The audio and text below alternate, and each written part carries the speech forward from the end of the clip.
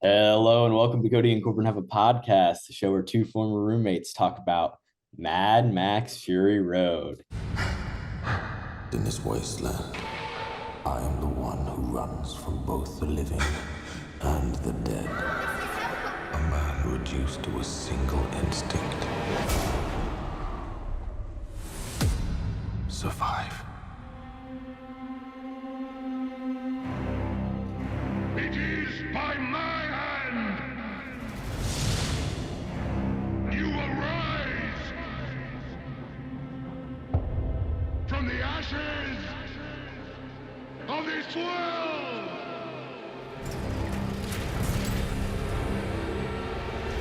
We are not things!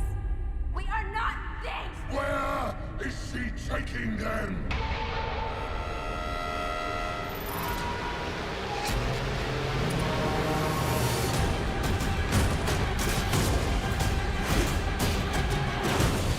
I want them back!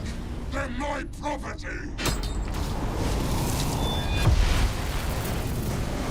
Oh, what a day! What a lovely day! Want to get through this? Let's go!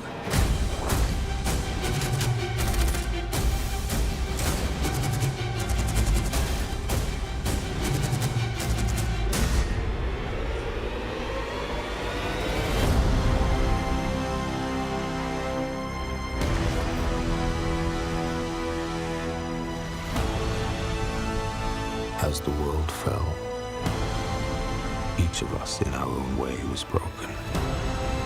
It was hard to know who was more crazy. Me or everyone else.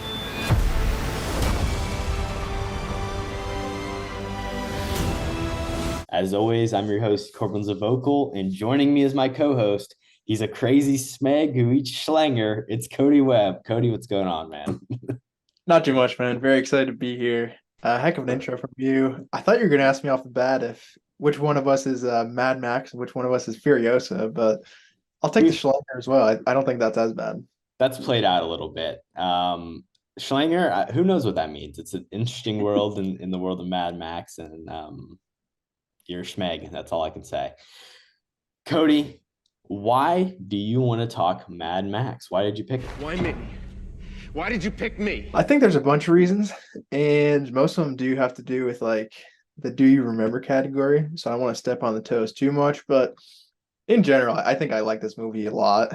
Well, you posed three options to me, Kody. Yes, I did. And this movie is kind of just like so unique and really, really well made, I think. But I think it's also a really fun one to talk about because it is crazy weird.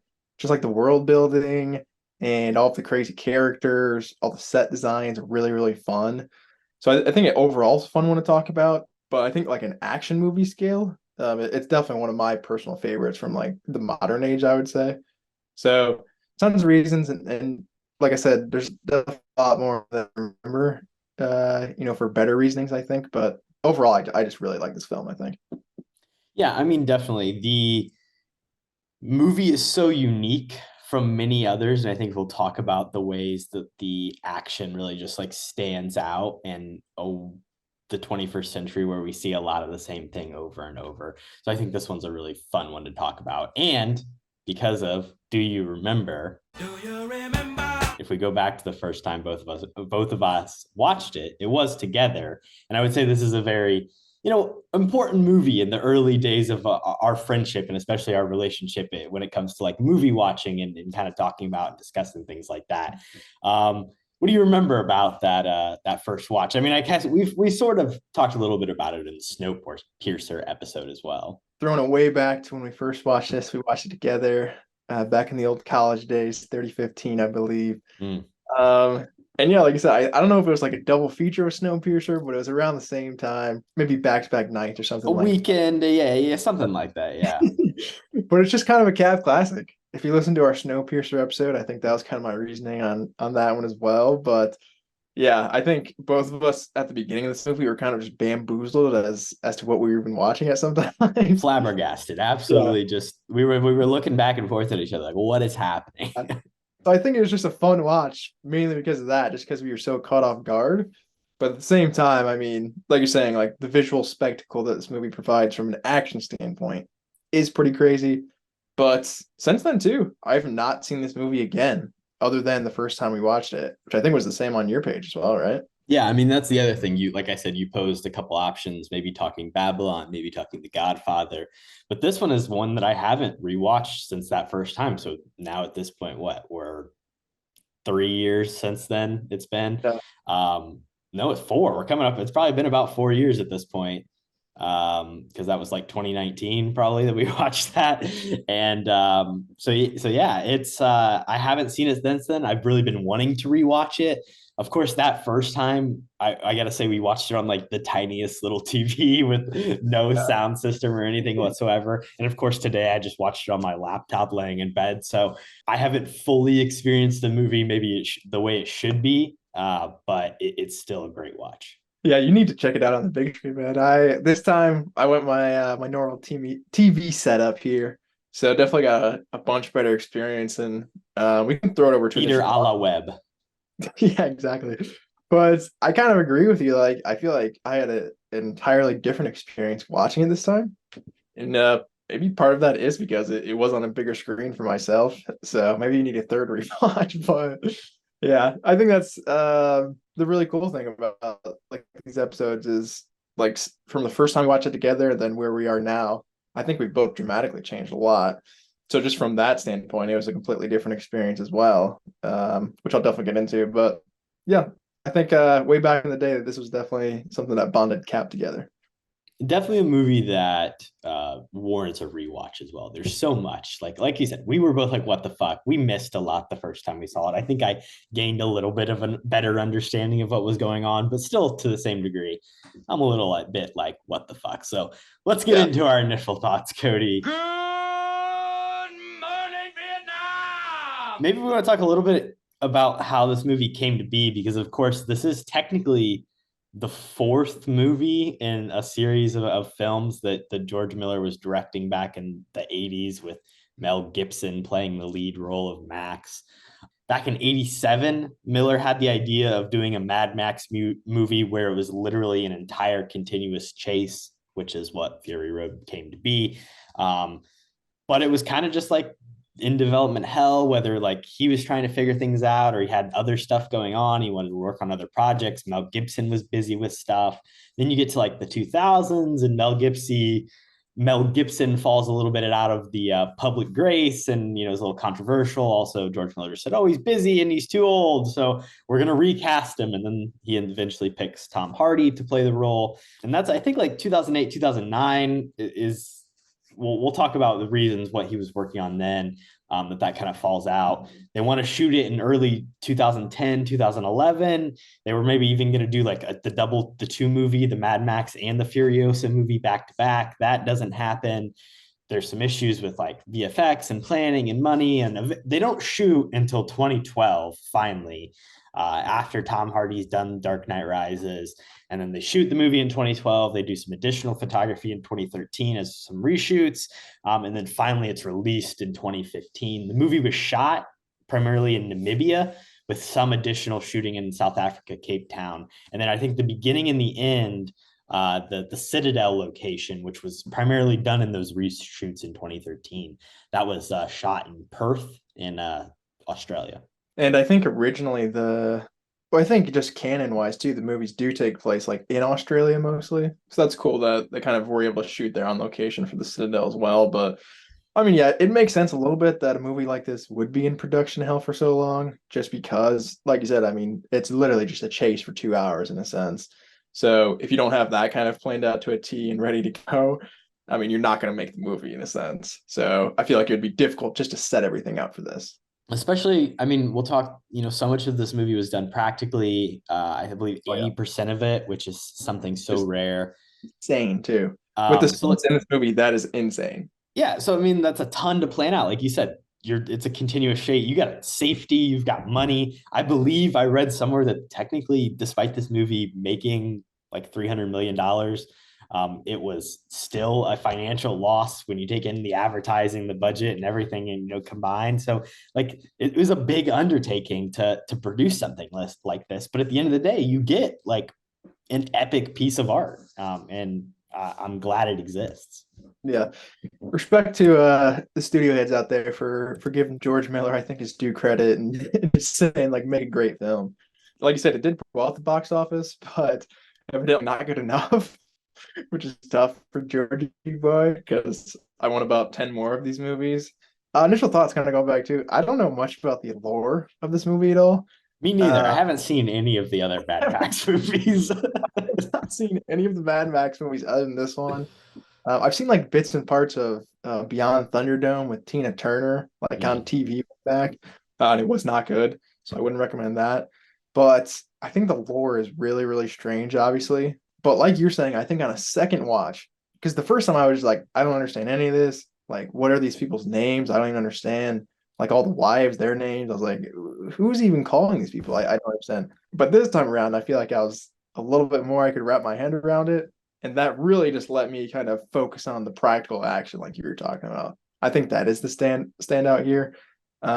Crazy stunt work. I love the people on the poles, and I think that is something like that would surprise people. That is 100% real. The kind of bouncing up and down of that was like Cirque du Soleil performance, which I think is really, really dope. I think if you go and watch the behind the scenes in this film, honestly, at times it's even more interesting than what we get in the movie, just because of like the practical genius of George Miller and this entire stunt crew. So shout out to them off the top. And then visually along with that, I really like the it like moves from like a red tint to like a blue tint back to a red tint. I feel like in movies like this, I don't really know if like a tint would work. Like look at like Joss Whedon's Justice League, like that red tint is god awful. There's no reason for it. Like Atomic Blonde, that's another movie like that where it's just like I don't understand like why you need this. I think this movie is kind of the only one that's out there on like the tint works. Like give me more of a red tint. But I don't know. Visually, I just love this movie all around, I think. Yeah, I mean it's like the world is so vast, and even though it feels it's not like anything you can look around and see. And like even if you go to the deserts of Namibia, like it does not look like this necessarily. Oh yeah. Because of like everything that he puts in it and the characters and the people and the way that it's shot and built around it, it feels super authentic and it feels real, where it's like I can let this, crazy tinting and color grading, it doesn't put you off in the same way, like you said, with those other movies. So I really like that. I wanted to go back, Kody. Mm-hmm. Their names are Toast, Capable, The Dag, Cheeto, and Angarad. Those are the wives' names. So just memorize those, keep them in your head. What was the blonde girl's name with the baby? It was like that's Angarad. Okay. What did he call her though? It was like Splendid. That's what it was. Also, he has like pet nicknames for all of them as well. So it's kind of a lot of weird character names all around. But yeah, Angarad, rip Angarad, dude. Gone too soon. Yeah, and Zoe Kravitz's I was just gonna say that. First time watching, do you remember Zoe Kravitz? No, I did not realize. She's Toast the knowing. Nice. You are right. It is the splendid Angarad. Cheeto is Cheeto the Fragile. Is that the red-haired girl? It's got to be, right? I believe Capable, and that's Riley Keough. Here's a little trivia. Do you know who Riley Keough is, Kody, in the world of nepotism? Oh, Nepo baby, nice. I don't think I do actually. Who is she? She is the eldest grandchild of the legend Elvis Presley. No way. Oh wow, I did definitely not know that. That's actually pretty cool. Shout out Nepo babies. Big KHAP classic there too. Yeah, I think she's also in Logan Lucky. She plays Melly Logan, so I guess is that the sister? Do they have a sister? I'm not totally sure. She is in. I've talked about. She's in Zola, which is a movie I really enjoy, and I have talked about that before. I'm a big Logan Lucky guy myself, so she's in a lot of good stuff. She picks her projects well. She probably got that Elvis, bank money, so that makes sense. But I wanted to quickly go over the cast as well. I think all of the wives are really good, but I think Charlize Theron. I mean, this has got to be the best thing that I've ever seen her do, if I'm being completely honest. Not an old guard head? Well, yeah, but I mean, nowadays too, she's like doing like, Doctor Strange, Multiverse of Madness. Oh, fast. Post-credit scenes. Like she's really sold out, I feel like, in a sense. So if she does return to this franchise, that kind of worries me a little bit. But from a performance standpoint, and I haven't seen all of her stuff from like, the early 90s, 2000s, but I think this is by far the best I've ever seen her game at. So shout out Charlize. I think she's awesome in this flick. I'll say The Long Shot. That's underrated Oh, true. Charlize performance. I haven't seen that either. You like that movie a lot, don't you? Yeah, it's pretty solid. One of the better rom-coms, especially existing in, post 2010. Well, we don't have too many good ones, so yeah, might have to put that on the list. Seth Rogen, shout out Ninja Turtles. Our king. But yeah, overall, the cast is really fun. I would say this is probably her like best, just like overall performance, especially leading. It's the most taxing on her. Do you think this is Tom Hardy's best performance, Kody? I was gonna ask you that too, but I don't know if it's his best performance. I think he is good. Obviously, he doesn't have a ton of dialogue. Do you feel like in the first couple lines of this movie, it feels like he's like, this guy really needs to slip out of Bane. Like, give him a second. And then he does. But like the first time you hear his voice, it's like, hey man, Bane's over with. You filmed that already. You don't have to go back to it. Yeah, true. I mean, it's hard to get out of the Bane voice. I feel like if you've been doing that for a long time, I think he is good. I mean, Tom Hardy, I think, is a very good actor. Obviously, typically used by Nolan a lot. Well, Kody, we're kind of stepping on it here. Let's just move on over to IMDb Known For. Do I know you? I mean, where do I know you from? And we can start with Tom Hardy. The four he's known for: Inception, The Dark Knight Rises, Locke, and Mad Max Fury Road. So go ahead and you can continue about Tom Hardy. For these four, I think this is a decent kind of spread of the wealth for him. I'm very happy that Mad Max kind of made the last cut in 4. Just because, like you said, I mean, it's got to be up there for either his best film or it's probably not his best performance out of those 4 movies, but I would argue it's probably the best movie on there. But looking at the other ones, I mean, The Dark Knight Rises, of course, we've done an episode on that. Inception as well, we've done an episode on that, so go check out those first. But I don't love him in Dark Knight Rises. I don't think that's a great movie by any means, or that's a great performance other than the iconic voice and of course the costume design. Inception is of course undoubtedly great. So it's hard to juggle, I guess, between those two of what is his best overall movie. I definitely want to hear your thoughts on Locke as well. Is that a flick that you have seen? Yeah, so that's a A24 movie. It's Tom Hardy in a car the entire movie, essentially just like calling different people on the phone. And it is a movie that is entirely written on his performance. So I understand why it exists in the top 4. And I think it's deserving because it might just be like the strongest showcase of Tom Hardy on screen, like leading the charge of a movie and being the singular force that makes you watch it. Like if it's just a guy driving in a car for, an hour. And yes, he calls Olivia Colman and Andrew Scott and Tom Holland and talks to some people on the phone that are interesting, but it's about him. So I think it's deserving to be on the 4. Dark Knight Rises, I agree. Let's take it off. Throw in Venom. I was going to ask you that too. I mean, no shout out to Venom in the top 4. That's a tough one. I would definitely keep the Dark Knight Rises personally, but I agree with Locke. I've seen Locke as well. Shout out to Tom Holland with, I think he's got like 2 lines total in it, and he almost made me cry. But I think that's a really underrated movie that probably not a ton of people have checked out. I would say A24, like you're saying, so I'm sure he was out in the streams everywhere. But yeah, kind of the forgotten, I think, Tom Hardy performance that nobody really brings up. The only reason I think Venom, he just loves Venom so much. Like I think if he could choose, he would put Venom on the 4. That is a good question. I wonder what his response would be if he was like, which is your more favorite character, Venom or Bane?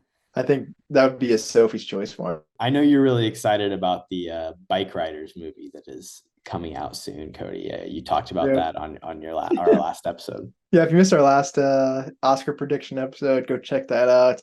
I did, for some reason, pick Tom Hardy to be nominated for Best Supporting Actor in the bike riding movie coming out here soon. So hopefully it's a Locke-esque performance that really blows everybody out of the water.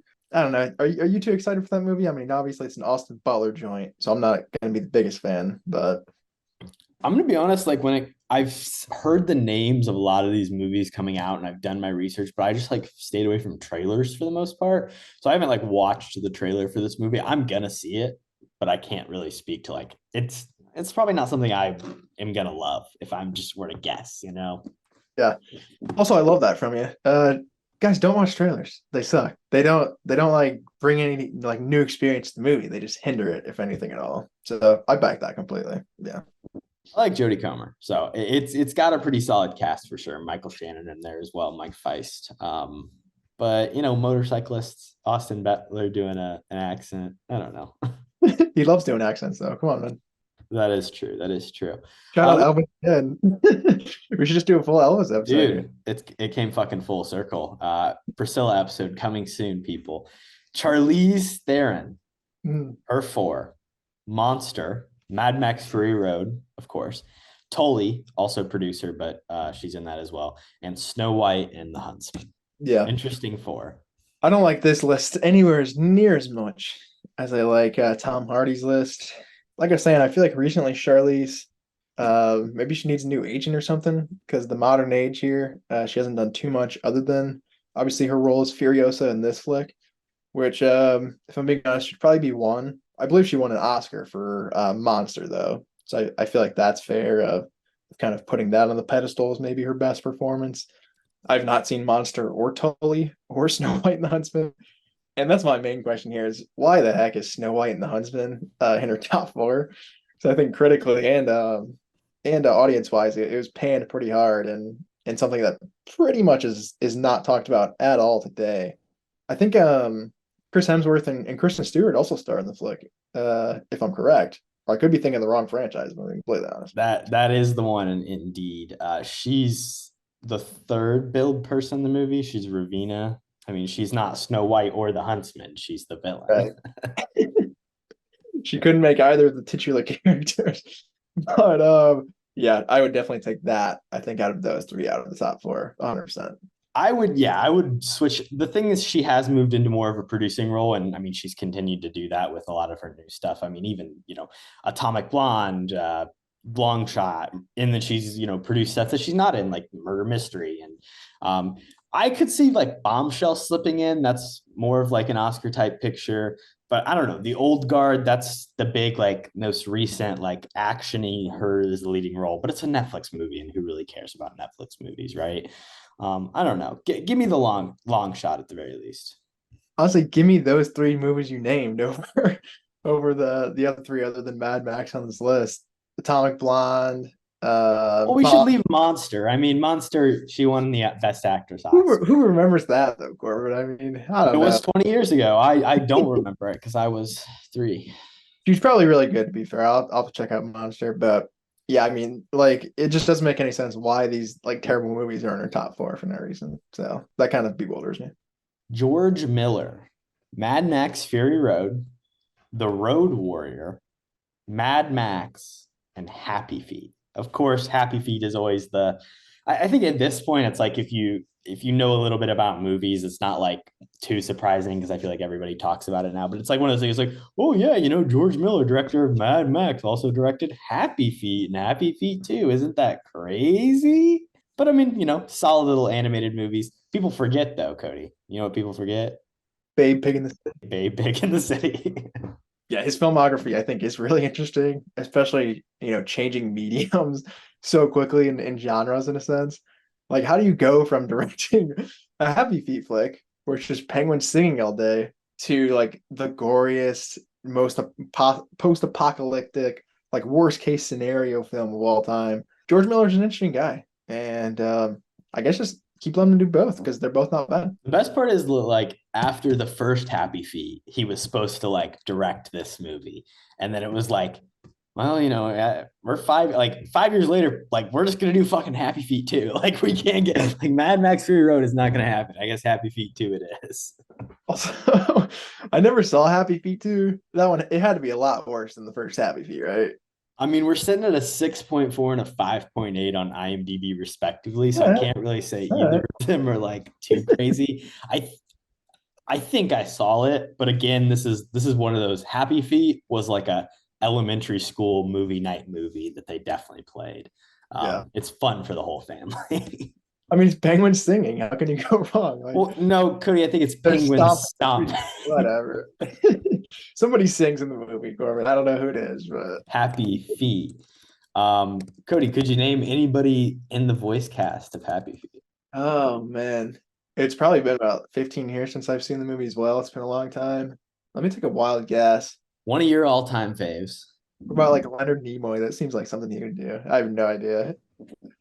Well, Elijah Wood is the main character Mumble, I but should have guessed that. featuring voices Hugh Jackman, Robin Williams, Oh, Nicole Kidman, Hugo yeah. Weaving. Yeah. I mean, come on now. It's a pretty good cast. I mean, yeah, people probably want to work with George Miller regardless of what kind of project it is. So yeah, Hugh Jackman. I do not remember that at all, but I wonder if he had the Aussie accent in the Penguins. That'd be dope. Hey, that's the connection. George Miller, noted Australian, like we've talked about. Let's move on over, Cody, to the good, the bad, and the ugly.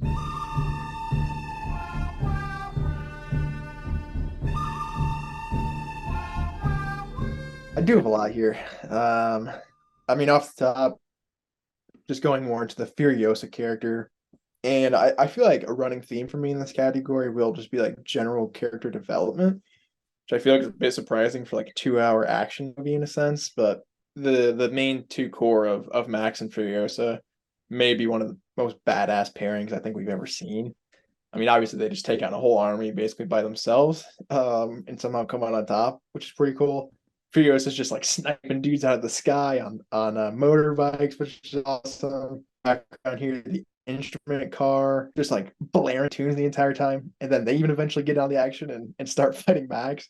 Who I think has the wear and tear in this movie. I don't know how Tom Hardy makes it all the way through this film, but the kind of the plot device to get them into it, I like as well, just because he's like a universal donor and they kind of strap him onto the front of the car with Nicholas Holt's character. I think that's a lot of fun just to get it moving.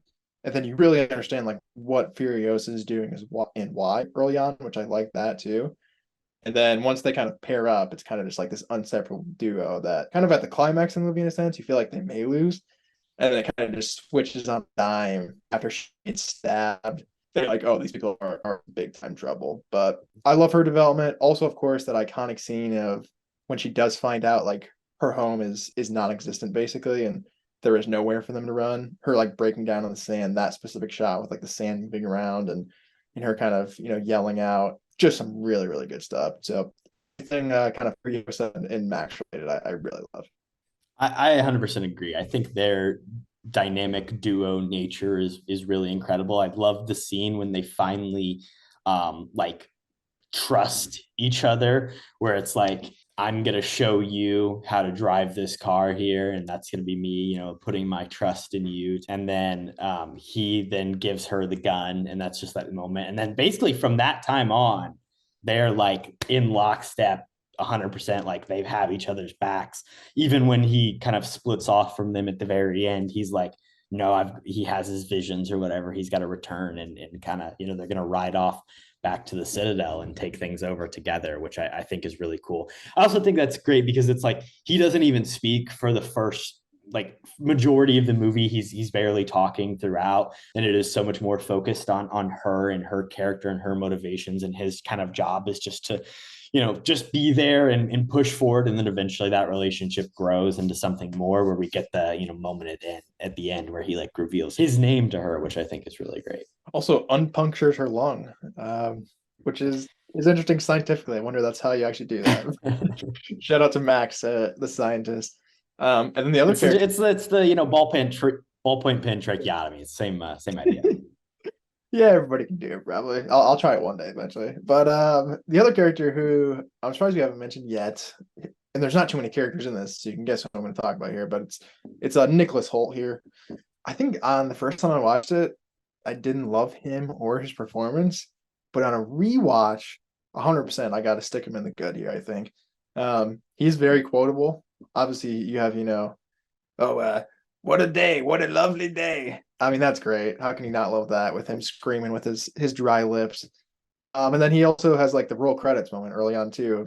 oh, I want to die on the Fury Road. At least go out kind of in a glory of smoke if he's going to go out anyway. So his development though, and I want to hear your thoughts on this because the whole like him bonding with the wife thing, I think that's a little bit like I don't love that, but just like him at the end where a Morton Joe kind of like sprays him and then he fails him.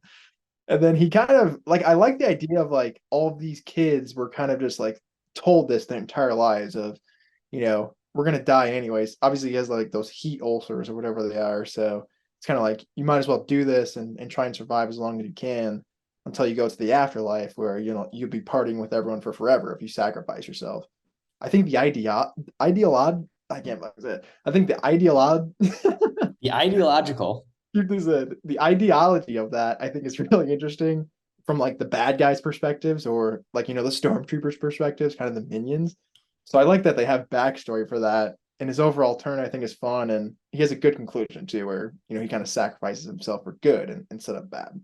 Yeah, I wanted to talk about that as well. I think the aspects of basically it's like a religious cult that Immortan Joe has formed, and that's how he's taken his power in this post-apocalyptic world. He's got this farm of concubines that create children for him, and it's these weird half-life men who are raised to basically just be his slaves and then eventually sacrifice themselves in the hope of religious salvation at the gates of Valhalla.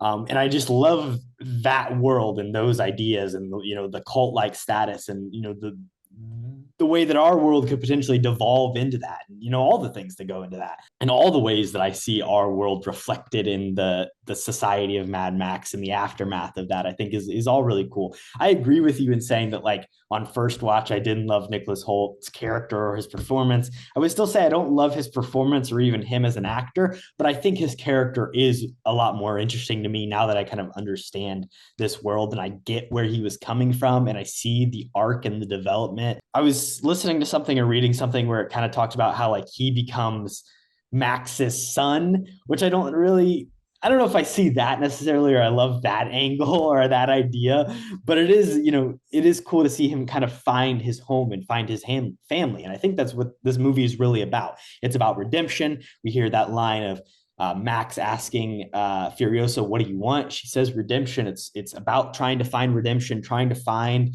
your home when it's been taken away from you, when you've maybe failed to save it in the past. In the case of Max, trying to find some semblance of humanity or society in a world that has completely crumbled because of ecological disaster and society falling apart. So I love his character and the way it reflects the needs of the others, in the way Furiosa and Max and the mothers all are kind of, working towards the same goal. And I think it is really great in the story as a whole. I agree.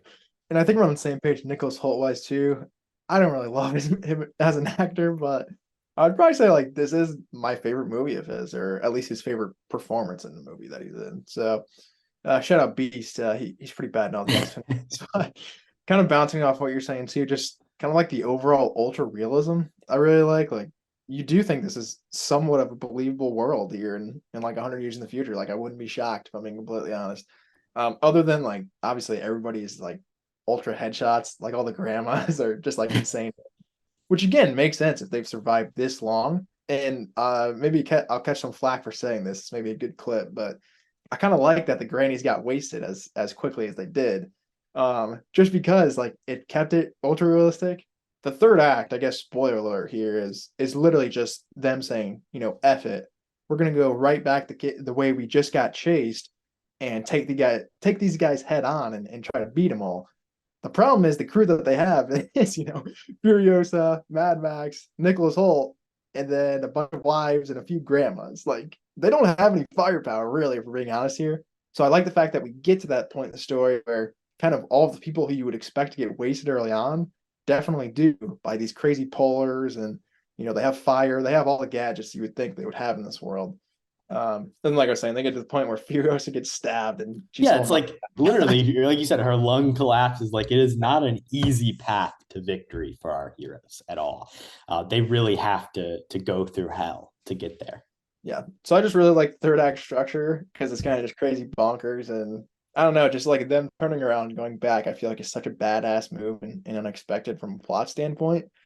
But I also like like it kind of backfired. Like they've all pretty much died or was about near death before, finally escaping, I guess, in a sense. But the ultra realism, I think, is a bit scary, but really, really good world building overall. One other thing that I wanted to highlight, and it's been talked about plenty, and of course, we're just again two white dudes on a podcast who have little to real experience about this, but I gotta say that this is like an extremely impactful feminist story, and the way that it depicts like violence upon women and the way that women in the past in the history of our society, and again maybe even into the future of our society, have been oppressed and used, and their bodies have been controlled by men, and in that way. And it is really cool to see a female character like Furiosa, played by Charlize Theron, play such a pivotal leading role in a giant action movie like this. And there's not many examples that are like this at all in the 21st century, or really be at all in film. Many of the other examples are just Charlize Theron in other roles, to be entirely fair. Don't want to discount any other great movies, but like this is the most prominent female hero in an action franchise. And I think that's really important to highlight. I think that's a great point, and I definitely am going to touch into that more in the ugly, just because I feel like normally in cat movies we're always like, yeah, this is a pretty good movie, but they really disrespect women at a bunch of points, and like you're saying, I mean, that is shown in the forefront of this film. That is kind of the main plot of, Charlize Theron is fighting back because these women are being, doing a lot of bad things to them, obviously. But yeah, I think that's a very strong thing to kind of put out there, because you don't see a ton of movies like this where there is a female lead and she's talking to all these other female characters, and she's the kind of driving force and really the emotional front of the entire movie as well. So I think that 100%, breeds into how awesome this movie is from kind of all standpoints. And obviously, like the movie's still called Mad Max, but I think, like I said, it's like pivotal that like Max doesn't even give his own name. Like he doesn't even say it until the end of the movie. It's not about really him. It's not even close dialogue, I don't think, if you would compare their amount of lines, I don't think. And yeah, I agree. I think maybe just name it Furiosa, but also just give her own. They're already making that movie, so yeah. So I think it'll happen regardless. But I think just for the whole sequel thing, which we'll talk about later on, and it's weird that this movie even is a sequel. I guess you have to kind of name it Mad Max, but easily this could have been just named Fury Road. I think it would have been just as good and made as much money. It is an interesting thing where it's like, it's not even really the same. It is the same character, but it's like it's a different actor that's playing it. It's more of just like you're taking this idea of Max and you're putting him into a new story. But I mean, cool anthology. But if I'm being honest, it's more of a reboot sequel, I think, in a sense, than an actual straight up sequel. I wonder what the age difference is between like Mel Gibson's when he played him. Yeah, in like Thunderdome, and then Tom Hardy in this, because Tom Hardy, he's got to be like, I don't know, close to 40, I would think, in this. So it'll probably line up, fairly around the same age as I think Mel Gibson was, in Thunderdome. But kind of marketing it as a direct sequel, I think it's a really interesting, just a way to go about it from the studio and George Miller's perspective too. But I think it works. It's definitely a tough sell, but I think it does work in the end. Well, Mel Gibson would have been 29 when Thunderdome was like being filmed, coming out. Tom Hardy would 35. Be in his like mid 30s, early 30s. So, a little bit older. So it kind of makes sense. He looks pretty young in general too. I feel like he could play pretty much any age he would want in this movie, and I'd buy it. So yeah, at least it lines up a little bit. I'll hit one last time. The cinematography. I love the crazy wide shot when they're like driving into the storm. Obviously, there's so many iconic images from this movie, like the ones in my background that you've already mentioned, and even your background, and just like it's so beautiful the way the camera can get in close and the way the camera can be super wide. The way that it moves in and out and is so athletic, and whether it's scenes where we're on the ground and we're walking around and we're like super intimate next to Tom Hardy's hands, or when we're driving and we see the flood caravan of vehicles, the direction of the cinematography is top tier throughout. 100%. The dust storm unbelievable from a visual standpoint. Just like specifically when that car goes flying up and all the guys kind of start swarming around. That's an amazing shot. When Tom Hardy's kind of on the polar and then there's that massive explosion behind him, I think is by far probably my favorite shot of the entire film. There's so many just like little scenes here and there that are just so memorable, I feel like, from a visual standpoint. But I think we could honestly break down every single scene and be like, holy crap, like look at this shot, look at that shot, and we can go on all day. Yeah. Yeah, and I mean it's because like there's so many layers. Like you go into the Mad Max wiki and learn about this character. Like there's so much to read and so much lore in this world that I'm not like super interested in getting deep in, but you definitely can. Let's move over to the bad, Kody. One thing that I don't think looks great in this movie is the Citadel. Honestly, I think the VFX don't really hold up in the same way that like a lot of the practical stuff does throughout the rest of the movie. They're creating these like canyons and cliffs that just kind of don't look great, and especially when it's them up really high and they're trying to create depth and perspective, I think that's not always as successful. And I know, like I said, that was some stuff done in reshoots, so maybe that's why there's some issues and they were maybe changing how the story was going to be. I can't really, maybe rushed on time and budget. So I understand, but I definitely don't think it holds up to the rest of the movie. I do agree with that too. I think it is noticeable of like, okay, I finally can tell like there's a CGI shot like pretty clearly in this movie. So yeah, visually, I would definitely agree with that. Some other small stuff, and like, I mean, even with that one, it's sort of nitpicking. I feel like a lot of this is going to be nitpicking. Definitely. But I definitely have some stuff. Tom Hardy at the top of the movie. Why always gotta start movies with narration, dude? Like, I don't understand. Especially in a movie like this, where Max does not really talk that much in the first act. I don't need like a 15-20 second dialogue of him talking about like, oh, is he mad? Has he gotten mad? Like, I think George Miller was assuming that we've seen the three movies, which of course we haven't, but I don't know if we know. Something that I like about it is it's kind of like the movie opens with black and it's the credits and you hear him talking, and then we see the shot of him in the car to his left, and he's standing there looking over the desert, which looks sick, and it's kind of framing him of like, oh, here's the hero of our story, he's narrating it, and then instantly he gets captured, he gets muzzled, he gets tattooed, he's strapped to a blood bag. Hux and the Lancer dude who looks like the fucking Joker are dragging him around, and he's like instantly like neutered and disabled.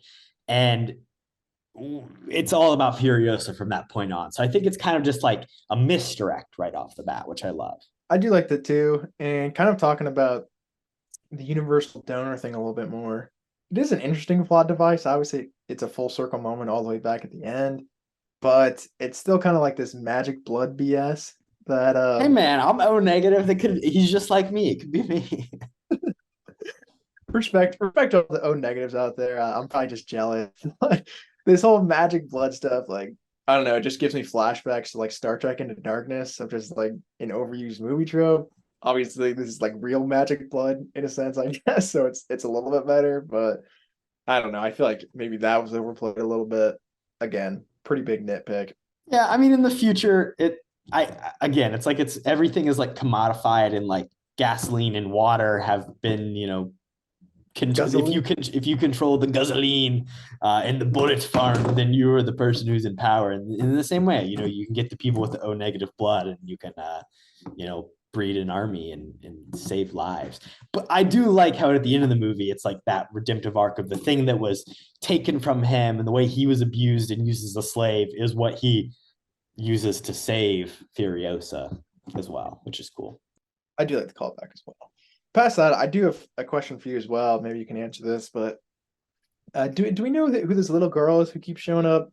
I'm guessing that's like his daughter, or obviously it's somebody who just he couldn't save in the past. But do you know if she was in the past? That's the thing, we're bad podcasters, and neither of us, watched the movies or did research. So I don't know if she was in the other movies, but the idea is that it is just like this girl in this village that like at some point in his past he wasn't able to save, and he's being haunted by that. I don't know if it's something that we've seen before or if it's new imagery.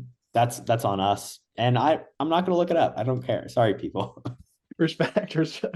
But I just want to talk about that a little bit too, because I don't know. It's an interesting concept, and I think it makes sense of like he would have severe PTSD from, obviously he can't save anybody in this world. This world has gone insane, and I'm sure there's pretty much no survivors, which we obviously see other than just people camping at the Citadel who are not having a good time anyways. But I don't know. I feel like it's a bit overdone. I feel like when it's kind of convenient, he kind of falls in these PTSD trances and then kind of just gives other people opportunities to maybe take him out. But I like the concept. I just don't know if I love kind of the overall execution of it. In terms of this movie standing alone, it's like, I guess if you haven't seen his past, this is we're giving you a connection to Mad Max and what he's all about in some way.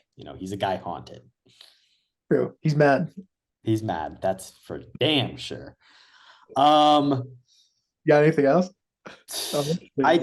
I know it's like, I do kind of hate how at the end they're just like, we just got to drive back the way we came. It's like, damn, like this whole movie is kind of like, you've been on the run for this whole time and now you're just going to turn around. Like, life sucks like that, but that's tough.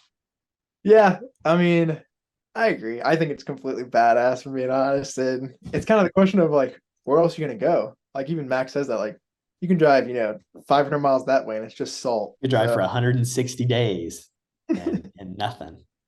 Yeah.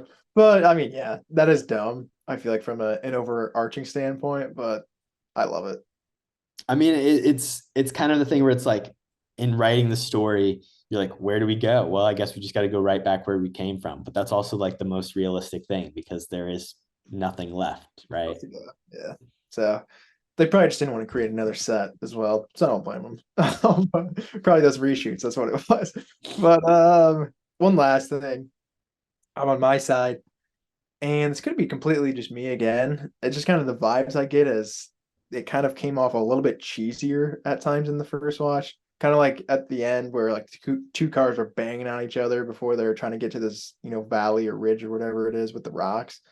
I don't know. It kind of just gave me like Transformers, Fast and Furious vibe for a couple seconds. And I was like, I had to remind myself kind of what movie I was watching. I was like, oh, I don't really love that. So maybe just not the best vibes of, and maybe that this has nothing to do with this movie. It's just my bad experiences with other movies bleeding through possibly, but kind of just some weird, Transformers-y vibes, I feel like at the end. Well, I talked about like how unique this movie feels and how different it feels, even from things like Transformers and Fast and Furious and all the actiony like 21st century and all the comic book action movies we've seen. But the thing is, over 2 hours for an extended period of time, like it's hard to be 100% authentic and unique and 100% like for everything to look great. And especially when you consider the like after this movie came out, like everybody was trying to emulate it to a certain degree. You're gonna like nothing is gonna 100% stand up for 120 minutes of runtime. Agreed. And like I was saying, I mean, that is very nitpicky. So yeah, definitely a self problem, I think. But you got anything else for bad here? That's all I had. Let's kick it over to the ugly, Kody. Let's do it. I mean, again, I feel like we could talk about a lot of stuff in this category. This world in general is completely disgusting. I'll start off. We haven't talked about Immortan Joe too much. Being completely obvious, I mean, every single one of his actions in this movie belongs in this category. So I don't know if we need to go into all the details on those too much. But specifically, what I wanted to talk about was his death scene. I'll tell you what, dude. He's a brutal villain, but he may even got like a more brutal death. Just like the visual of that, I didn't even remember that from the first watch, and I feel like seeing it on the big screen like that is just like ingrained in my mind, and I can't get that picture out of his face just being pulled off like very, very quickly. So I thought that was really gross. Good gross horror, I guess, but yeah, that definitely deserves in this category. Yeah, this movie like isn't super gory throughout, but there's a couple moments, and I feel like a lot of them revolve around Immortan Joe specifically as a character. I don't have too much. We could talk, yes, a lot about like the ugly of the movie and the society that is created. I don't really have too much about that. I do have some behind the scenes, Charlize Tom Hardy beef that I want to talk about though. Did you have anything else about the movie specifically you wanted to hit on first, though, Kody? I did have a couple other things too. I mean, and I wanted to ask as well because like those heat ulcers, obviously, like they all live in the desert, so like that's not good conditions for your body. Something bad is going to happen. I believe it's just like cancer like on their bodies in a sense. Yeah, I mean, I guess there's a potential for like radiation and like I don't know exactly the medical diagnosis of That's what I was gonna say too. Like, the ozone's destroyed, maybe the sun is even stronger. good point. And like again, going back to Immortan Joe, like his opening scene is him just getting fluffed with like some baking powder, and Baking powder, he's baby just powder. he's just unbelievably disgusting human being from from bottom to top. So just a gross guy overall. And yeah, he treats Roman even worse. So don't like this guy. He may pop up in my fight category later, but pretty much just wanted to slander him all the way down to the ground here. He's definitely deserving. Sick mask though. He's just Yeah. trying to be like Tom Hardy, I guess. Cool costume design, I guess. But tell me about the on-set beef, because that is pretty interesting. So there's this whole book that was written called Blood, Sweat, and Chrome: The Wild and True Story of Mad Max Fury Road, that I think kind of gets into some of this and maybe even some more, details of just like everything that went into making the movie. But specifically, Charlize and Tom Hardy did not get along throughout the filming of this movie.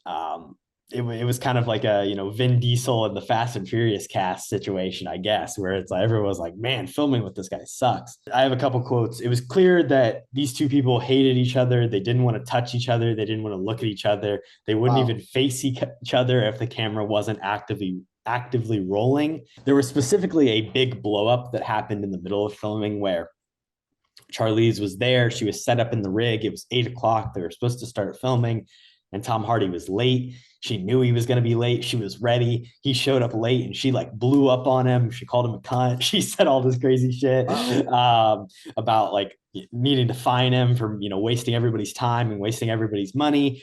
And then his reaction to that was like, "What did you say to me?" And he like got in her face, and it was very intense and very aggressive. And reportedly after that fact, she said that she like felt threatened by him and didn't feel safe to be around him and needed protection. And there was all these reports that came out.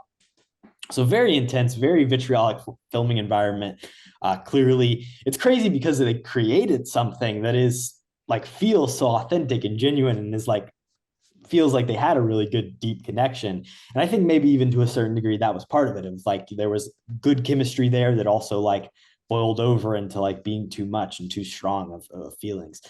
Also, I do have some quotes from them after the fact. They've kind of reflected, and Theron said, "I don't want to make excuses for bad behavior, but it was a tough shoot. Now I have a very clear perspective on what went down. I don't think I had the clarity when we were making the movie. I was in survival mode. I was really scared shitless." It was a very intense movie. She was trying to, just get by, trying to be safe.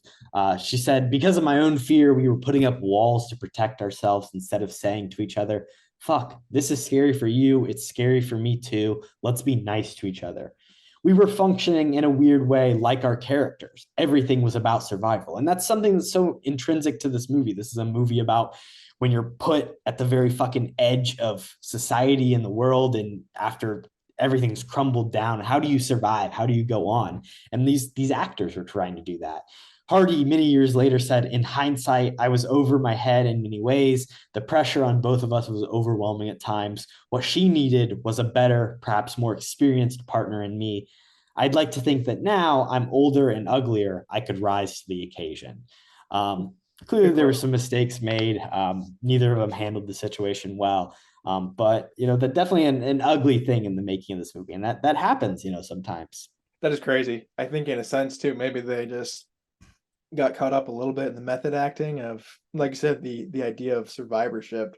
Seems like it was something kind of both of them were focused on heavily. So that bleeding over into real life is definitely understandable. Craziness that they almost like came to blows, I guess, in a sense. Yeah. But I think it's cool in hindsight that they were both like, yeah, like I was kind of over the top. This is like probably Tom Hardy's biggest moment as a star. He's coming off just filming The Dark Knight, right? Like he kind of thinks he's hot shit a little bit. I mean, he probably is a little bit. And I mean, so is Charlize, obviously, too. But like for this movie script too, where like these two characters are really the only, fleshed out characters, I feel like the entire runtime. There's gotta be a ton of pressure to deliver, especially you're in every scene, I feel like. And you're doing You stunts, you're in the hot desert, like you're filming this in the like you're in Africa away from family, people like it's tough. it cannot be easy. So shout out to both of them for just getting through it, like we're saying. But yeah, that's interesting. I might have to check out that book because it sounds like a lot of wildness went down though. So that's crazy. I wanted to talk about something, we talk about a lot of things getting canceled and people getting canceled, but I wanted to talk about George Miller's canceled Justice League film for a little bit here in The Ugly. How much do you know about this, Kody? I know a decent amount. So I believe obviously Army Hammer was playing Batman. It was a really strange cast up and down.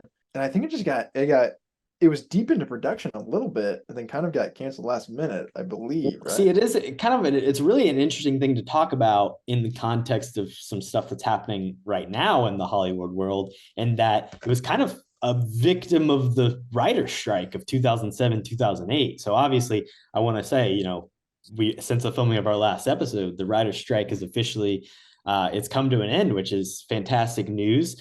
And we're really excited for a lot of the gains that the writers had. I saw some figure that was like, if you take in the account of like the money, the initial offer was worth like $86 million, and this one's worth like $300 million, and just like the gains that are changed. And it's really great that this writer strike has been able to be resolved, and hopefully people can get back to work. There's a lot of lives that are suffering in the industry as a whole.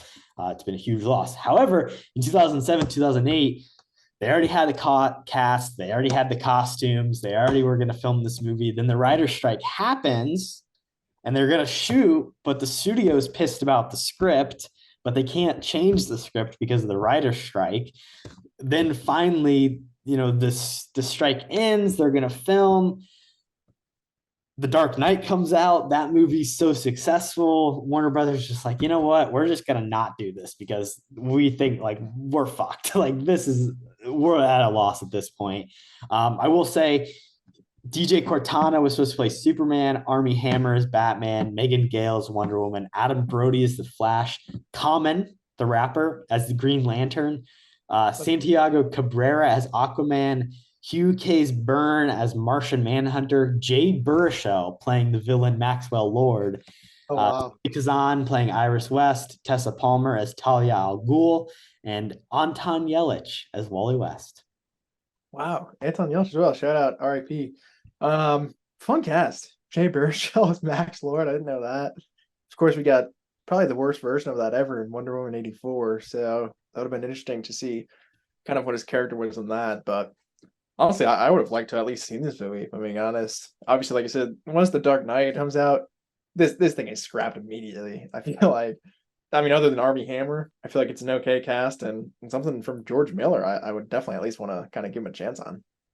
It's one of those huge like what ifs in Hollywood, and it's crazy it would have way changed superhero movies altogether. 100%. Oh yeah, absolutely. Kind of the first massive, kind of get together instead of how the MCU did it their way. So it would have been completely different. We probably would have been worse off. So I think we're in a good spot because the MCU would have made the Avengers like the second film, and it would have been god awful, and we'd have no superhero movies ever. So I guess it depends whether you like superhero movies or not. But yeah, True. Shut up, Georgie. Let's take a quick break and we'll be right back. And we're back with Invite, Fight, Night. Totally invite your personal friend, Spider-Man. I want to fight you. Hans, Bobby, I'm your white knight. Kody, who do you want to invite on the pod? I have a fun one for an invite. Somebody we have not talked about yet. It is it's one of Immortan Joe's sons, but specifically, I'm just gonna call him the little guy. It's of course a little person who has like the telescope, and he seems like the mastermind behind the operation in a sense. Honestly, like obviously all of Joe's kids really just seem like idiots altogether. But this guy, he kind of just, I feel like he would have insight on like the specific history of how this all came to be, where he came from, where everybody else came from, where we all got to come to this point. Which again, if I just watched the other three movies, maybe I would understand a little bit more. But I think this guy, out of all the goons, is the most kind of well-informed and would be a fun time on the episode. So I say invite him on. His name is Corpus Colossus, and he is the eldest of Immortan Joe's sons. Oh, Well, there you go. That breeds even more what I'm saying. So yeah, old boy, come on the pod. He has exceptional intelligence, is the word on the street, according to the Mad Max wiki. I got to go for the obvious pick here. It's the guitar guy, Coma Doof Warrior, also known as the Doof Warrior. He's a blind guitarist who just plays this fucking sick ass flaming guitar. And he's played by a real life guitarist, Sean Hape, better known as Iota. He said that the guitar weighed 132 pounds and shot real gas powered flames. And he would use the whammy bar to like turn the flames on and off, which is pretty cool. But yeah, give me Coma Doof Warrior. Just get him to, I don't know about like actually, interviewing him. I'm not sure about that, but Kody, we need a theme song. Oh, that's true. You would make a banging theme song as well. Gotta have the fire guitar there, but yeah, I like that pick a lot. I mean, how can you not love the Doof Warrior in this movie? You have to. Fight, Kody. Is it Joe? Are you fighting him? I'm not. I mean, it's obvious. I feel like, that's my first pick. And my He got what he deserved, but we don't have to fight him. I mean, his face is already completely ripped off, so I think I wouldn't be able to do anything extra to it. My pick here, it's going to be another guy who got fatally injured, I'm assuming. But basically, he got sniped in the face by Furiosa, that guy. The specific line is, light a flare. And they say, there's a flare right in front of your face already. He says, oh shit. I just love that line. So for that reason alone, and also he won't see it coming. So I think that's even funnier. I think he deserves a deck in the face. Yeah. There's so many options because there's a lot of bad people that are deserving to get fought. But I'm gonna take Nicholas Hoult. Not even his character. I'm just going down Nicholas Hoult. Definitely not the Beast. I wouldn't fight the Beast. That'd be a bad idea. But I'm not a huge fan of his acting work. So this is where it's gonna come to go. I gotta respect the dedication because I feel like not a lot of people would do this movie. And he shaves his head, he paints himself white. But I just don't love him as an actor. So I'm sorry. Yep. Fisticuffs it is. I don't blame you. I back it. Coming up in the recast, I'm actually going to take him out as well. So yeah, I back it over. Me too, Kody. Me too. Okay. Moving on, Knight, Kody. Who do you want to knight? My knight. I mean, this is completely obvious. It's the Doof Warrior and his band behind him. I think the concept of just because these do exist in the real world. Like back in the war days, there were people out there banging drums, playing trumpets, all that good stuff. So like again, this is kind of a realistic thing I could see, but this guy is just rocking out the entire movie. Like his soundtrack is unmatched, I think, just from kind of an action movie perspective. And you got the drummers in the back, like kind of giving him beats as well. So I think knight everybody in there, but obviously specifically the Doof Warrior. It's on the nose because of the guitar player, but there's something just inherently there's like a metal aesthetic to this world. And that, it's like the steampunk hardcore rock and roll stuff that I think is so sick about it. And, he fits in so well with all the cars. And like you said, it's that modern version of the drummer on the front lines, which is so cool. My knight, also obvious, it's Furiosa. She's the hero of the movie. She's incredible. I'm excited to see a Furiosa prequel movie fully focused on her and kind of her backstory. But she leads the wives out and tries to save them and couldn't do it without her. Oh, like I said, she's the hero of the story, undoubtedly. And I agree. I'm very excited for any sort of sequel, prequel project with kind of her in it. So yeah, I back that completely. The recast, Kody. Bond. James Bond. My name's Bond. James Bond. The name's Bond. James Bond. The name's Bond. James Bond. I'll just kick it off with my Nicholas Hoult. We can start with Nicky Boy off the top. You do both, yeah. I have a really fun pick. I'm gonna go Tom Cruise. If we're talking practical stunts here, Korbin, is anybody better than Tom Cruise? I know for a fact that he'll shave his entire head. He doesn't care. He'll paint himself whatever color George wants him to. He'll get into full makeup. He'll spray paint down his mouth. He does not care. He's Tom Cruise. And I think you can even give more of like the stunts that Tom Hardy does on like the poles. I think Tom Cruise has got to be on the poles with him. Like you got to extend that scene probably threefold and just have them fighting the entire time. I think from an action standpoint, that would just be awesome to have Tom Cruise in this movie. I think we do need to see a Tom Cruise, George Miller collaboration before either of them eventually die. But I don't know about if the Nicholas Hoult role is really right for old Cruise. Change the character a little bit, tweak the writing. Who's your replacement? This movie's also probably a little bit kind of about Scientology, so I don't know if Cruise would love that. Good point. This is my only serious pick, and it is to replace Nicholas Hoult. And I'm going to take Daniel Radcliffe. I love a little weirdo, and Daniel Radcliffe can play a little weirdo. He'd shave his head. He'd go full method. He'd get in there, and I think he would do a lot better at it kind of being a little freak than Holt. I like that pick. I mean, I agree. I think he'll pretty much do anything too. Like you're saying, I mean, Swiss Army Man is the obvious comparison there, but yeah, I do just genuinely think he's a better actor than Nicholas Hoult as well. So I feel like most people, if you just pick a good actor to replace him, I'm probably not going to say no. It would be really cool to see him in something huge as well, because, and I know he's not like super interested in doing that maybe after Harry Potter, but he's been in so many small things. It would be cool that if he was in like some huge big blockbuster in a more small character role like that. It's a good point. He probably really does just try and stay away from like the massive budget flicks, I would guess, because he probably, I mean, he doesn't need. Yeah, and I mean, he's been typecast into a specific. I mean, he's a guy who's like done a good job of shedding that in the world of independent film. But I feel like a big studio movie would try and, this is not a role that if you stick Daniel Radcliffe in it, you're going to be able to market. Oh, hey, we've got Harry Potter in it because he's like painted white and like it's disarming from their person. Yeah, I mean, if Tom Cruise is in this movie, they're gonna, Well, yeah, sure. Neither of that happened. We got fucking Nicholas Hoult, so regardless. All right, my other pick. I do have another one here as well. The side villain character, but it's just a really chubby guy. He's a guy who gets gunned down by a Morton Joe because he just doesn't care. That guy. Yeah, that Tom Hardy's in the car with him and he's like kicking him in the face. Yeah. So I want to take him out because I think that I didn't love the actor.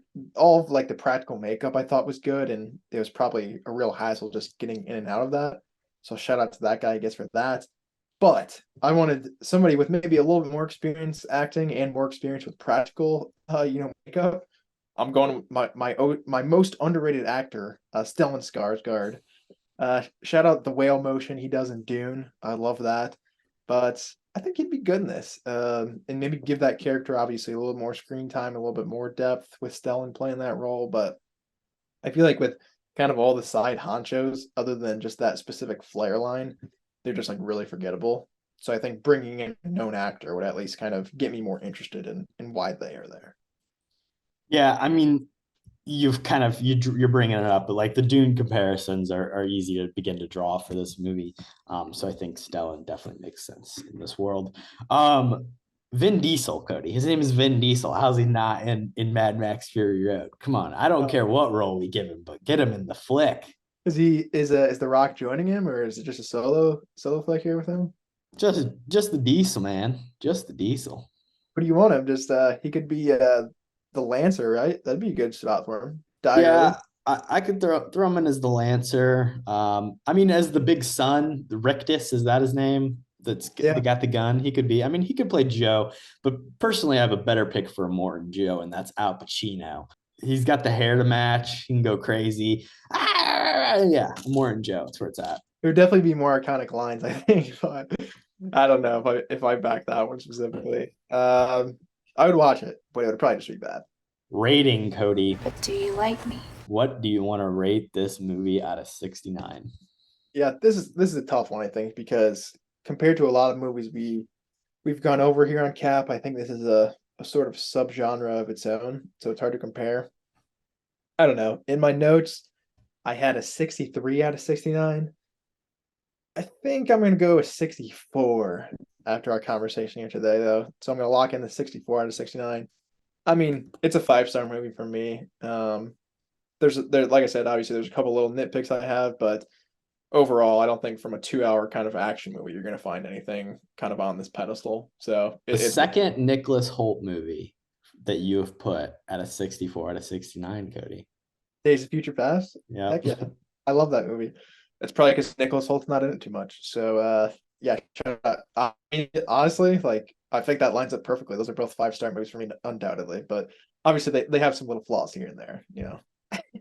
I'm a little lower. I got it as a 4.5, and just like because this is just nonstop action, and there isn't necessarily a ton of like deep story beyond that. It's not like my favorite.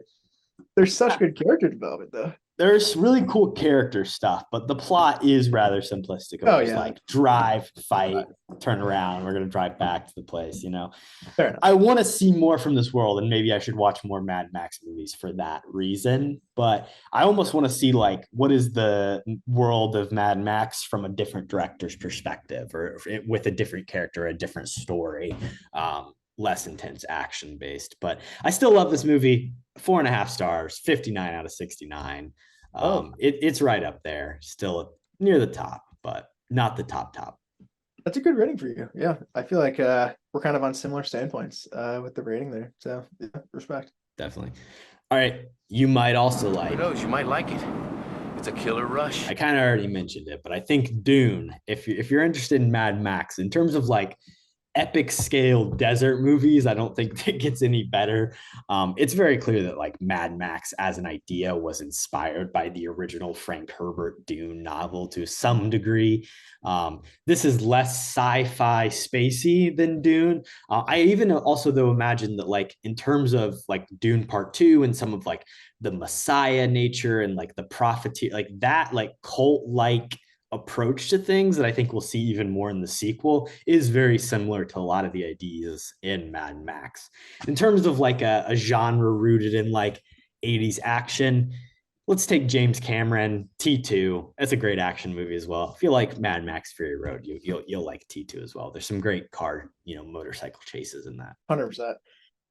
That was on my short list as well, funny enough. Shout out Terminator 2. I love that flick. Check out our episode on that one too. But yeah, I agree with Dune. I think kind of Dune it's really influenced everything that has come out in modern movies. And this is definitely not an exception. So I agree with that wholeheartedly. I have one stupid pick, but I'll start off with Snowpiercer as another one. Kind of the idea behind that is like it's again a post-apocalyptic. We did it as a double feature, so you might as well too. We did. So shout out to that. But it's the post-apocalyptic movie from the other side. Like this one is heat, cold. Yeah, then Snowpiercer is like ice and cold. So, and it has similar themes, I guess, in a sense, sort of social class and what happens when the world kind of falls down. What will people do when there's nobody around, I guess, in a sense. But I'd recommend that. And then my other one, just off of the Fury Road theme itself, I gotta go Hunger Games Catching Fire. And again, if you're like a big time action, flick person, maybe not the best, but dude, Catching Fire is a great movie. I think people forget about it a little bit. Are you come into the tree? Oh yeah. Music's not the top best. 100. Like, really get that kind of. It's not as great action, but it's still like interesting action to move the plot along. I feel like, which is what we get here too, but. Mostly just because they both have fire themes, I guess. If you like the fire theme, go watch Catching Fire. No pun intended. I respect it, and hey, maybe in our movie mini draft, someone will pick another Hunger Games property. We'll see. But before we do that, it's the final question, Kody. All right, listen, I got one last question for you. I'll start us off here. They are making the Furiosa movie, which I believe is a prequel to the events of this one. And Charlize Theron is not playing the role of Furiosa. She's obviously been recast. Anya Taylor-Joy has taken over. My question for you, Kody, is should they have done that? Should they have recast, or should they have just let Charlize play the role? I actually didn't even know that, so that is news to me as well. I do like Anya Taylor-Joy a lot. I think she's a really, really talented actress. I'm going to say no, though. I think Charlize, like I said, this is by far my favorite performance of her. And that is kind of disappointing that she's not coming back. Like she's pretty young. She looks young. I don't know. She's got a shaven head, so that definitely helps. I feel like with age wise, it's hard to kind of tell where somebody's at with that. So that's kind of interesting. But yeah, I don't know. That definitely kind of does not make me as excited as I would be for a sequel with kind of Charlize involved. So that is kind of sad. Do you know who's playing Joe though, Kody? Okay, pairing with Anya Taylor-Joy. Is it Stellan Skarsgård? It's an MCU actor. Ruffalo? No. There's like 100 MCU actors. Edward Norton? I have no idea. Chris Hemsworth. Ugh, interesting. Has he ever done a villain role? I don't even know if he has. That'll be interesting. I don't know. It's scheduled to come out in May of next year. I have to believe that'll be pushed with, strikes and everything. Damn, and Morton Joe's gonna be buff as hell, dude. I don't know. That's weird casting for Hemsworth. That catches me off guard a little bit. Hey man, I am curious to see it at the very least. I'll watch it. I mean, George Miller directed. Yeah, say less. My question for you, it is also George Miller related here, and it's a barn burner. You can only pick one here. You can't pick both. Are you going to pick, as a better overall film, Happy Feet or Babe, Pig in the City? Kody, can I be entirely honest with you? I've never seen Babe, Pig in the City. Hey, you got to pick one, man. I mean, I would go Happy Feet regardless. I think Happy Feet's a wonderful story about. I do now that I think about it. Happy Feet, there is singing because the whole thing is that like they all sing, but he's the one that doesn't sing because he's different. He stomps his feet. So it's really a story about acceptance, redemption, finding. It's very similar to Mad Max Fury Road. It's clear that it's a great film about a love and loss and the human condition. Well said. So is Babe, Pig in the City, to be fair. No, it's about a pig in a city. I believe James Cromwell is the guy's name.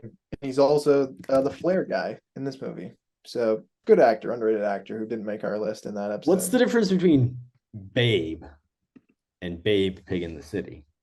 So, and by the way, James Cromwell, from Succession. Goes to Uncle Ewan. Oh yeah, I forgot he's in that. Shout out Succession. But I mean, the main difference is Babe goes to the city. That's it's kind of like a Strays thing. It looks very similar to the movie Strays. He's surrounded by dogs. He gets like lost, I think, to begin, and then James Cromwell's like trying to find him, but Babe's doing his own thing. He's kind of figured out in the city, basically. All right, guys, we'll see you next week for Babe, Pig in the City. I've always been more of a Charlotte's Web kind of guy, to be entirely honest, though. The 3-movie mini draft, Kody. Well, it is draft day. This week you selected 4th movies in franchises as the draft, which I think that means I get to go first, right? Because you picked the category. So I had the first pick last episode anyways. So yeah. Definitely. So, I mean, I'm just going to take Star Wars A New Hope, the 4th movie in the franchise, because it is episode 4, Star Wars A New Hope. That's the first movie. Kody, you pulled some bullshit on this movie draft game, and I'm taking a stand, and I'm picking A New Hope. I'm not taking Phantom Menace. I've never cheated like that. That's a clear cheat. It's not a cheat. It's the 4th in the franchise. It's number 4. We'll let you have it because I'm a nice guy. Thank you. My first pick. And to preface this too, there's not a ton of like outstanding 4th movies other than Mad Max, which I got a deep list. I have a deep list as well. We'll have a lot of good honorable mentions, but I don't know where to go with my first pick. I think I'm just gonna take my personal favorite, even though I don't think it's on your radar at all. I'm gonna go with The Muppets Christmas Carol. Shout out Mike O'Kane joining the Muppets cast for a Christmas movie. Something a long time ago I'd been like, that doesn't make any sense. But it is absolute perfection. If you've seen any sort of variation of the Christmas Carol storyline and you haven't seen the Muppets version, you are truly missing out. I think it is far and away kind of the best storytelling from this kind of specific story. And it does it obviously in a really fun Muppet way. So that's got to be my first pick here. Really solid pick. I mean, Charles Dickens, but Muppets. That don't miss. All right, with the number 2 pick, I'm actually going to take a movie that came out this year, which may be a little controversial, but it's John Wick Chapter 4. In terms of action, one of the better action movies. It's actually not my favorite John Wick movie, but just a really impressive feat of stunt work and choreography and pretty interesting villains. And Keanu, man, can't beat him. Shout out the other Skarsgård, Billy Boy. I think he's good in that. That was probably going to be my next pick. I agree. What is your favorite John Wick? I'm a John Wick 3 guy. Same. All right, we're on the same page there. But yeah, the fourth one is still pretty good, I think. Even though, Yeah, I mean that's the thing. Honestly, like they're like within in my big list, they're like all within the same like group of like 20 movies because I think they're all like pretty consistently strong. one thing about the fourth that I don't really like, I guess, it's just the aftermath of like, oh, is John Wick dead? Because it seems like It's a little long. It's the ending. I mean, it's unique, but I could give or take. I mean, just kill him off. I don't understand why he needs to come back. But yeah, good pick. My second pick. I can go a lot of different directions here. I'm gonna go. I guess I'll go Mission Impossible Ghost Protocol. I really don't even want to pick this, if I'm being honest, but it is probably the best movie available. The boy Brad Bird, of course, the known animated director, came and helped out Tommy Boy scale the old Burj Khalifa, which is awesome. Him running away from, again, a massive sandstorm is awesome visually. Just that cast is really fun. Simon Pegg, I always love in the Mission Impossible movies, so I think I'm going to take that with my second pick. Very nice, Kody. Like I've only seen the newest Mission Impossible, so I don't have a lot of. Seen Ghost Protocol? No, I haven't. Oh, wow. You should check out 4, 5. They're actually not bad. The new one, I haven't seen it. I've heard, yeah. I mean, I've heard great things. I Dead Reckoning though did not make me necessarily want to go check them out. I just don't think I'm a huge Mission Impossible fan, to be honest. Yeah, I've seen half of the first one, and it did not capture my interest. The first two are not very good. But John Woo, you should check out Mission Impossible 2 just for all the doves that John Woo has. It's pretty awesome. The craziest thing I'll say this about Mission Impossible Dead Reckoning is that there is a plot thing in the movie, and this isn't really a spoiler, where like the villain, the guy villain, not Pom Klementieff, and also not the AI, but the other guy who's like the villain in the movie is somebody from Ethan Hunt's past or whatever, is like their whole setup. And he's like having flashbacks throughout the movie of how this guy like killed some woman that he knew. And you're like seeing all this happen. And as me, someone who had never seen a Mission Impossible movie, I'm like, oh, this must be Mission Impossible 2. Like this guy must be like something we've seen before. But no, it isn't. It's brand new lore where it's like, this is some guy from his past that we've never heard of that has now shown up and is tormenting him. It's pretty dumb. It's not John Voight or Philip Seymour Hoffman, right? No, it's just it's just some guy. Interesting. Well, that makes me want to check it out even less. So yeah, fair enough. Some guy doing the bidding of an artificial intelligence, which wow, the worst person in the world. Yeah, played by Isai Morales. Hey, shout out Eastside. What's your last pick here though in the fourth movie job? There's a lot of good. There's a lot of decent options here. I'm gonna go with one I know you're not gonna pick because you haven't really watched them, but I'm gonna take the fourth Harry Potter movie. You talked about Daniel Radcliffe a little bit today. This was probably my favorite or second favorite of the books, and it's up there with the movies. The third movie, I think, is the best in terms of craft, but the fourth is the one where it takes the biggest jump in terms of like going into a more adult world, into a more expansive movie. There's so much more that happens. Of course, you get Robert Pattinson and all the different, wizard schools that come in, which is a really cool aspect. And at the end of this movie, spoiler alert, Voldemort like officially comes back in full form, which is a pretty huge thing for the franchise. So I think Goblet of Fire is a big movie in terms of the Harry Potter world. You're not going to say the quote? Did you put your name in a Goblet of Fire? No, not that one. That one? My boy one. Oh. My boy. No, I'm a Harry. Did you put your name in the Goblet of Fire? I think weirdly enough, I've seen Prisoner of Azkaban. Like I've seen that full movie. And then I've also seen like the last half hour of Goblet of Fire. So I have seen some of this movie, and it's like the whole wizarding tournament thing or whatever it's called. I think that's kind of cool. So, and then I have seen the end, yeah, which it gets kind of intense. So I do like that pick. It definitely was not on my short list, but I definitely respect it. It's my son, my boy. There you go. I thought you liked that quote. Maybe that was somebody else I'm thinking of. But my last pick here, it's a tough one. I think I have to go with Rocky 4.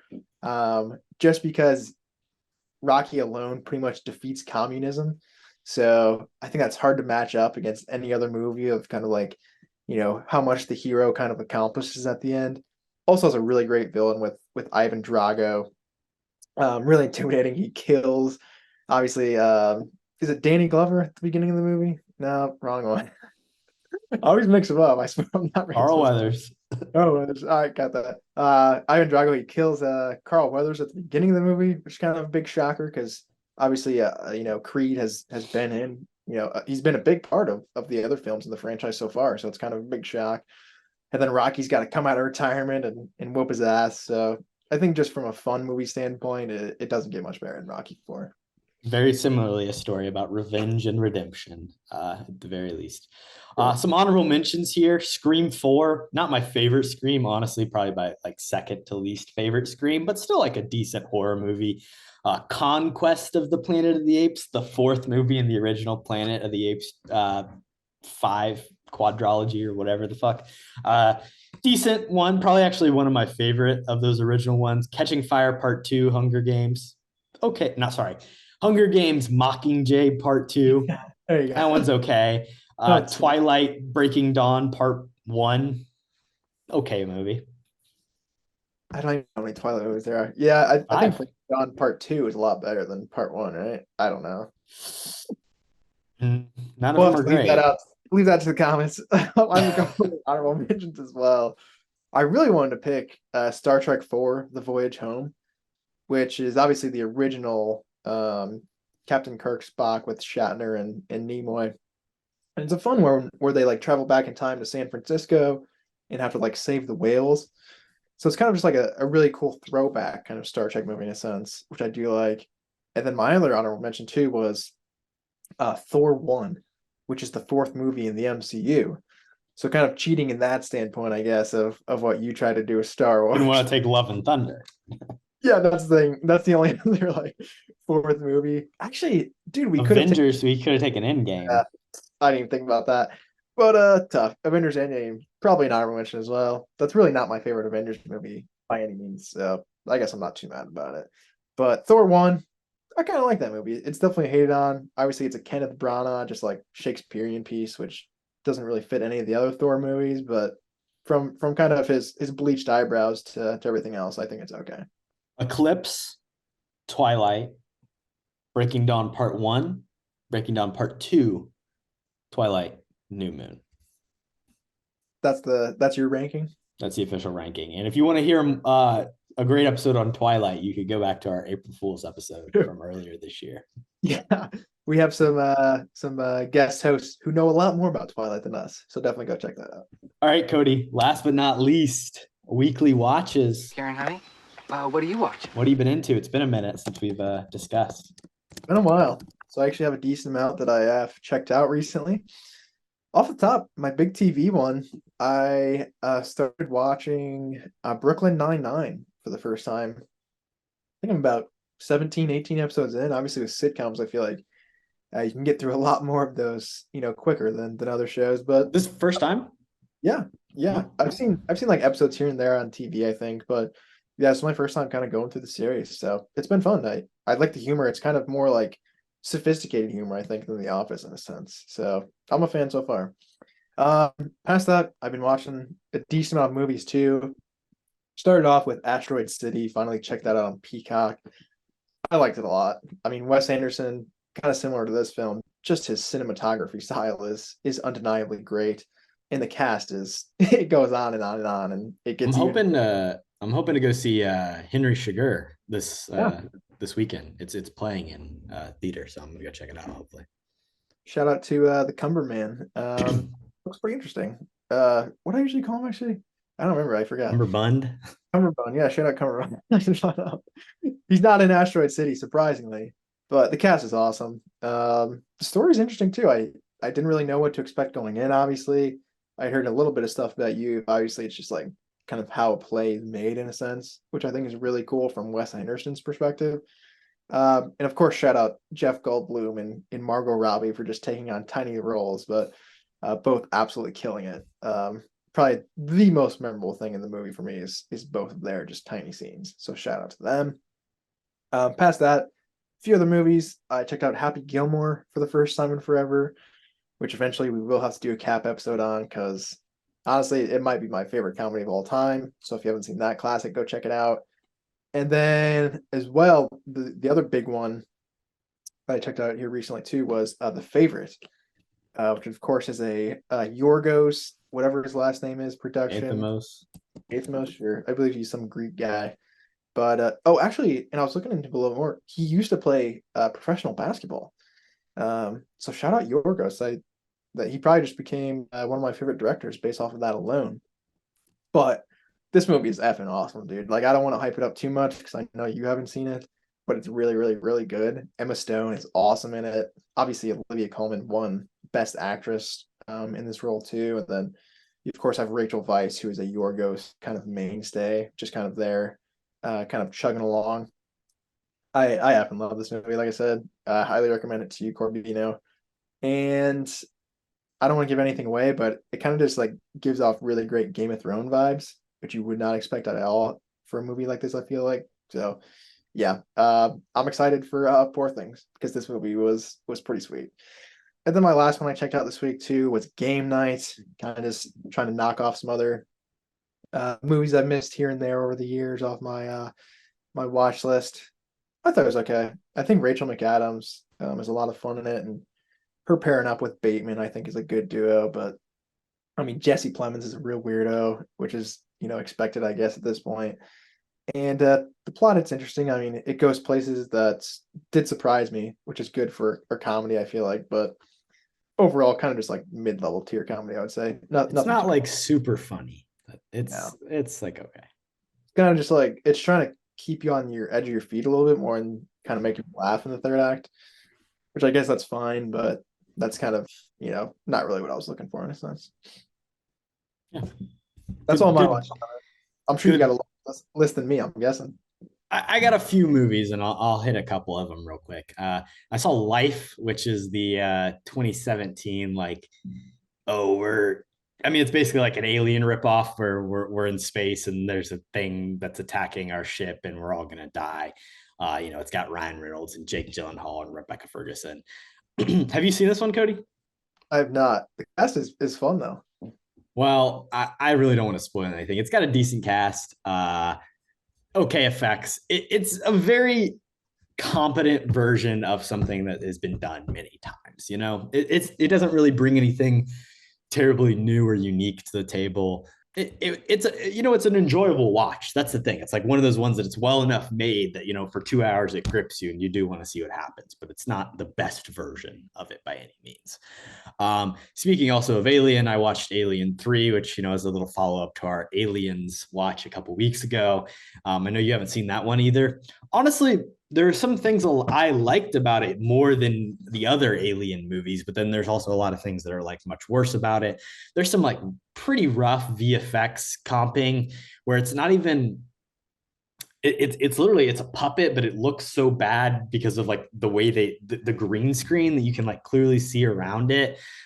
It looks terribly inserted into the scene. The thing about this one is that the alien gets inside of a dog and bursts out of it. So it's like kind of a dog alien. It like runs around on all fours and it's like fast, which is a little bit different. But I really like the ending of the movie. The setting is interesting. It's kind of on like this prison, all male prison planet, and Ripley's there. She's got to shave her head. And really the biggest issues lie in the fact that it, you know, was kind of taken away from David Fincher and ripped away from him, and the studio recut it after the fact. And it's just a little disjointed and weirdly put. But for a first feature, I think it is pretty well made for David Fincher, and it's incredible. You know, the very next thing he does is go and make Seven, which I also watched, a movie I really love. Our boys over at the RCR just did an episode on it, so you can go check them out. I know Mad Max Fury Road is also on their top 100, so eventually they'll be doing an episode on that as well. So, you know, look out for that from them. On top of that, I also watched The Killing, which was one of Stanley Kubrick's early films. It's a black and white noir picture, kind of at the end of the noir era. So kind of Kubrick taking on this style, a new age of filmmaker, kind of on the heels of a genre ending, which is cool. It's well made. It's good. It's a guy working with limited budget and still kind of figuring things out, but it is competent, and it's an interesting story about a guy doing one last job that inevitably is going to fail. As you see, it's kind of one of those stories, a one last job type thing, but a cool little heist picture.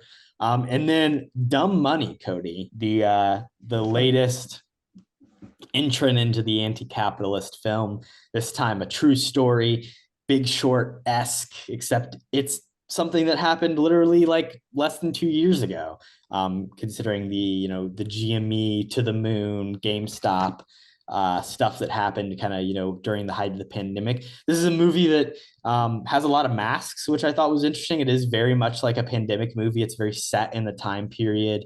It's got a little bit too much Pete Davidson. I know that's something that Carter pointed out in his Letterboxd review, and I definitely agree with that fact. Overall, it's enjoyable. It's a little bit, we've seen it before. We've seen The Big Short. It's not as good as that. It's an oversimplification of a mass, event in history, kind of taking all of these different people's lives who are affected by it, but not necessarily finding the through line to connect them in any meaningful way, other than that they all experienced this event. Overall, it's pretty decent. There was a scene filmed at the Journal Square Path station that both of you and I, have been to, Kody. So if you watch the movie, you can recognize the location. But cool. They did pass it off as Boston rather than Jersey City. So a little bit of disrespect there. That is very disrespectful. Might get some backlash for that. But also too much Pete Davidson. I've never heard of that. I love Pete Davidson, so might have to check this one out. Yeah, I like that. I'll throw a couple other things just very quickly. I watched this movie Sanctuary, which is like this psychosomatic sexual thriller that came out earlier this year. Super interesting. It's on Hulu. It's only about 90 minutes. And it's got Margaret Qualley, who's in Once Upon a Time in Hollywood. She's the Manson girl that tries to flirt with Brad Pitt in the car. Yeah. Weird, intense, sexy, fun. Check it out. And then also The Beanie Bubble, Kody. Are you familiar with this movie? It's the last one I want to talk about. Sarah Snook, I believe, right? Sarah Snook, Sarah Snook, Elizabeth Banks, Zach Galifianakis, and playing the leader, the tie of the Ties toys in the Beanie Bubble. But this is again another one of those, how did it happen? Tetris, Flaming Hot, blah blah blah. The Beanie Bubble. How did Beanie Bubbles come to go? And it's probably one of the worst versions of it that we've seen. It's even worse than Tetris. I did not like this movie very much, and I'm sorry that this is what Sarah Snook is doing post Succession, and even what Elizabeth Banks is doing post Cocaine Bear. I feel like Elizabeth Banks has been doing just garbage pictures recently too. I feel bad for her. Shout out Power Rangers, but yeah, I want to see Sarah Snook in a lot more too. That is disappointing. Yeah, another failed accent. We'll say that. Kody, any last thoughts? I think that's pretty much it. I think it's a fun episode overall. Really, really great movie, obviously, and a good one to talk about. But yeah, man, love Captain Weekly here, and excited for what's to come. I have one last announcement that I'm going to make, and you're gonna have to deal with the ramifications of this information, Kody. So in the month of October, I have decided that I will only be watching two kinds of movies. I'm guessing horror is one. Horror is one of them.